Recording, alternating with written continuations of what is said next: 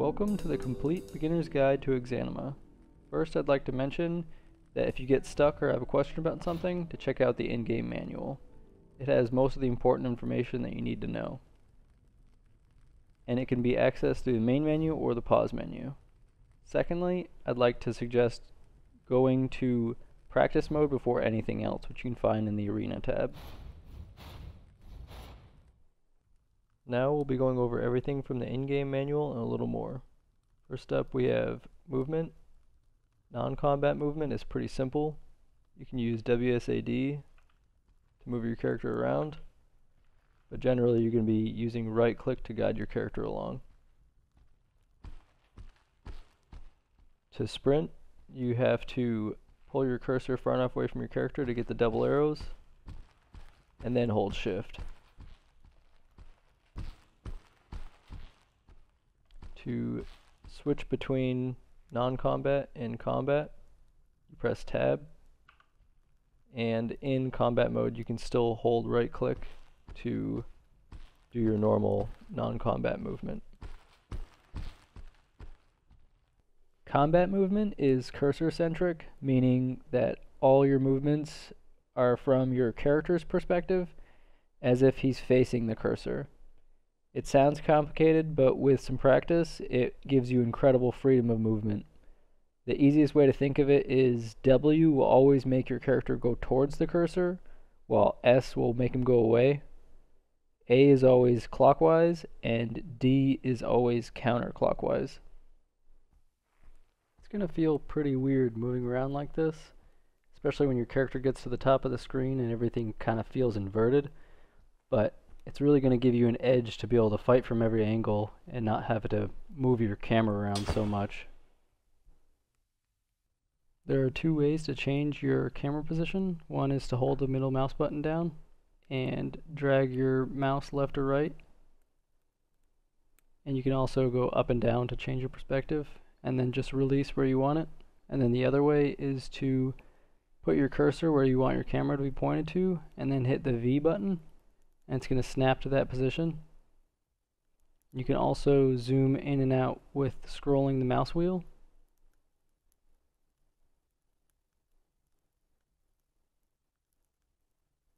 One habit to watch out for is constantly recentering your camera while you fight. By training yourself to do this less and less, your combat will flow much better because you won't be interrupting it with camera changes. It'll also help you fight in and navigate tight environments better. My two recommendations for practicing it are to play Practice Arena without ever moving the camera, or give yourself a limit of how far up the screen your character has to be before you recenter it. Hopefully going further up the screen as you get more comfortable with it. It's not so much that you shouldn't ever move the camera unless you absolutely have to, but more of not getting into the habit of always moving it. By default, dash is going to be set to hold mode, which means that if you press and hold any of the directional keys, your character is going to perform a dash. And if you quickly tap that same key, he's going to perform a step. This is going to be really big in terms of your accuracy and also getting one up on your opponent. For example, let's say your opponent swings at you, and in order to dodge, you dash backwards. And then you want to swing back at them and get them, so you dash forward and you swing. Most of the time they're going to step back just enough and you're going to miss, and it's going to repeat over and over again and no one's going to land any hits. Usually the better option is going to be when they swing at you, you're going to step back and then you're going to quickly dash forward and hit them. You're going to have a lot more luck doing this because you're going to end up in a more forward position than you originally started in. Then if you just dash, you're going to end, if you dash backwards and then forward again, you're going to end up in the same exact spot. You really have to learn the right time to use both. But most people starting out only use the dash and they don't even realize that's what they're doing. And it causes them a lot of headaches because they're always wondering why they're hugging the opponent and can't land any hits. But steps are really important to incorporate into your fighting. There's three basic ways of defending, and that's blocking, dodging, and binding.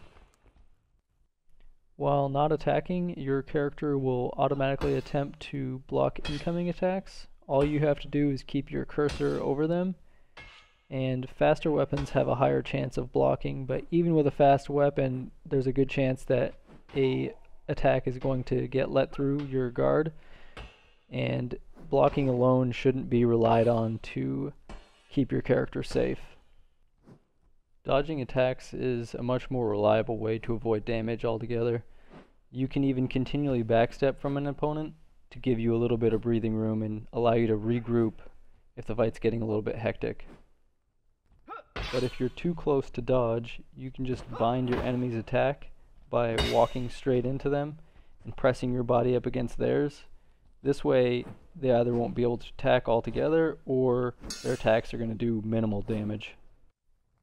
When you put them all together, it's not only going to leave you with a really good defense, but it's also going to open up your enemy to counterattacks. A measured approach to a counterattack will make you a much better fighter. And that's what we're going to look at next, is attacks. There's three basic forms of attack: horizontal, overhead, and thrust. To do a horizontal attack, you just have to hold down the left mouse button. But you can choose if you want to do a left to right attack or right to left attack. To perform a right to left attack, you just have to initiate the attack with your cursor in any of the green section of the screen. So even if you go a little bit to your character's left, he's still going to perform a right to left attack. And you can bring it all the way down to the bottom and still initiate it. But generally you're going to have your cursor on your enemy, and it's always going to be a right to left attack.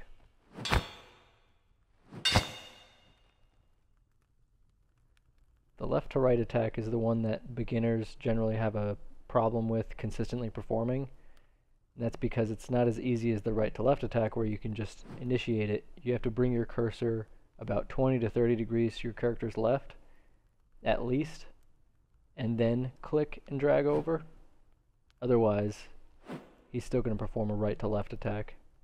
So anywhere in the green area, you're going to be able to perform that left to right attack consistently. So if you bring it pretty far down every time, you're not going to have a problem always hitting that left to right attack. In order to perform an overhead attack, double click and hold the left mouse button. To perform a thrust, all you have to do is hold Alt and hold left mouse button. The nice part about thrusts is that your character is going to accurately stab where you put your cursor. So if you want to stab someone in the stomach, just aim for their stomach. If you want to stab someone in the head, aim for their head. This can be extremely useful, especially for beginners, because thrusts can keep you out of harm's way while you're attacking, and you can get very accurate shots that do a lot of damage. Horizontal strikes don't give you the same level of control over the height of your attack as thrusts do. So it doesn't matter if your cursor is right in front of you or all the way at the top of your monitor.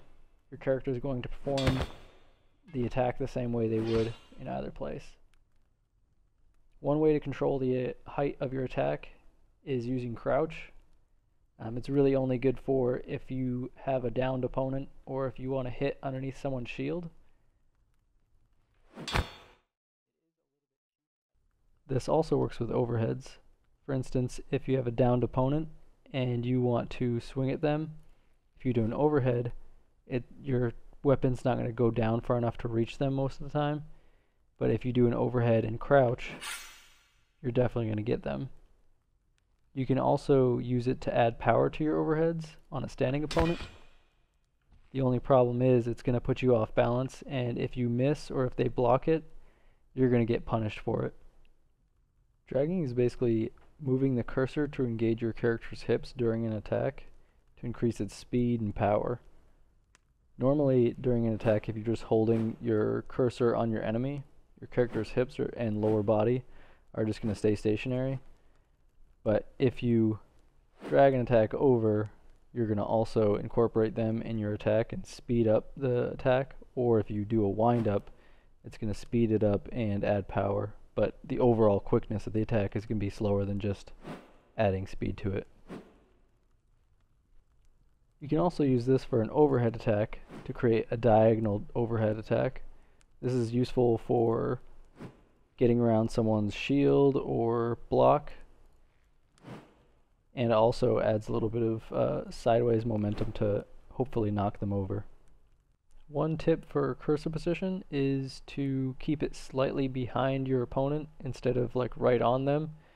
The reason for this is sometimes in the middle of a fight you'll accidentally bring your cursor slightly behind your own character because he's going to move at a different pace than the camera is. So I'm not even moving the cursor right now, and you can see that he can make a pretty big advance towards it.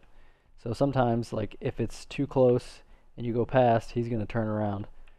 So keep it slightly behind the opponent, and then if you're going to go for a big drag, like for horizontal swing, what I like to do is bring it up and above.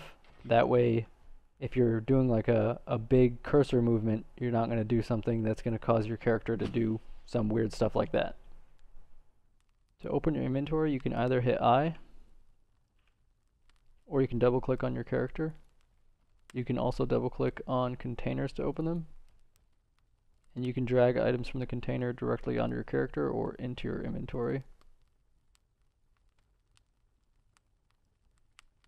You can also drag items from the world directly onto your character or into your inventory.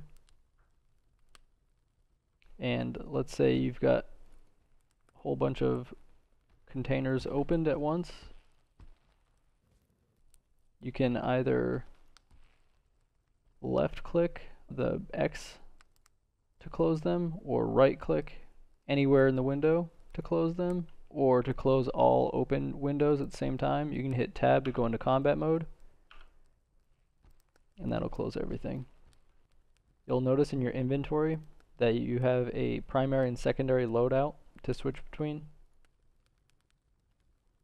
When you're in non-combat mode, you can hit R to switch between them, but you have to be perfectly still or else your character is going to cancel that action. When you're in combat mode and you hit R, doesn't matter if you're moving or not, your character is going to always switch them unless he gets hit. To use items such as keys or potions, double click on them and then click on what you want to use them on. And they don't have to be in your inventory, you can use them straight from the world. Another thing to mention is if you find another human or someone that can speak, you can press T to interact with them. Your character's health is made up of two different parts. You have the permanent damage, which is the red damage that needs to be healed in some way, and stamina damage, which is the yellow damage that will heal on its own over time when not in combat. The armor layering system is really amazing. Each piece of armor covers and protects exactly what you see, but is additive with the armor that's beneath it. So if you have gaps in between some plate armor, you're relying on the larger clothing that you're wearing underneath it to cover in between those gaps. That means more armor is better, except that with more armor comes more encumbrance. And that's a problem because encumbrance is going to make your character slower in every possible way. And in a game where timing is everything, you might not notice your character becoming slower with just a couple points of encumbrance, but you'll notice that you're not fighting quite as good and you can't really pinpoint why. And if you get enough encumbrance, you won't even be able to run away from the fight. That's where skills come in. By pressing K, we can bring up the skills menu and we can see that we're ready to learn a new skill. By selecting Maneuvering in Armor 1, that means when we earn enough XP to finish learning it, it will reduce our encumbrance by 3 points, and then we can begin learning another skill. So you've gotten your bearings in practice mode and you're itching to get into the story. There's still some things you should know before heading in so you don't get blindsided. In practice mode, you'll have every skill unlocked, but when you start here, you're going to have none. This can make your character feel really sluggish.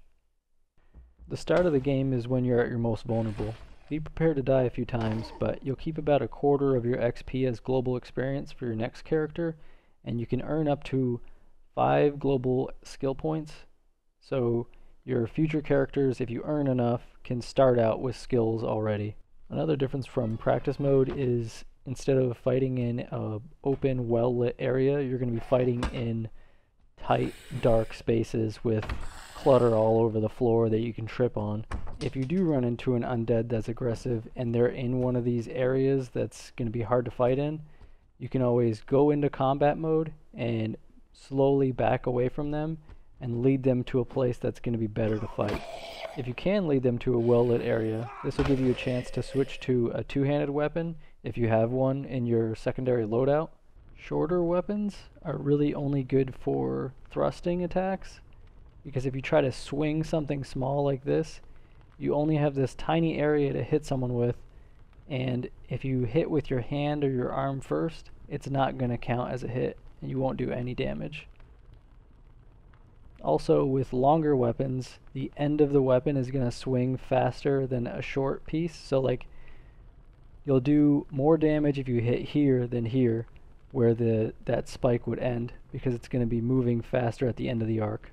The last and probably most important tip that I have for you is that when you're fighting the undead, they're going to behave much different than the people from Practice Arena. Even though they're easier, they're going to feel much harder unless you change your tactics. They don't block, and they just swing away wildly, and because of that, you can use their aggression against them and easily time your attacks to go in between theirs. Thanks for watching this tutorial. I hope it helps you get over that steep learning curve. The next tutorial will be intermediate combat. If you have any questions, leave them in the comment section below and I'll do my best to answer them.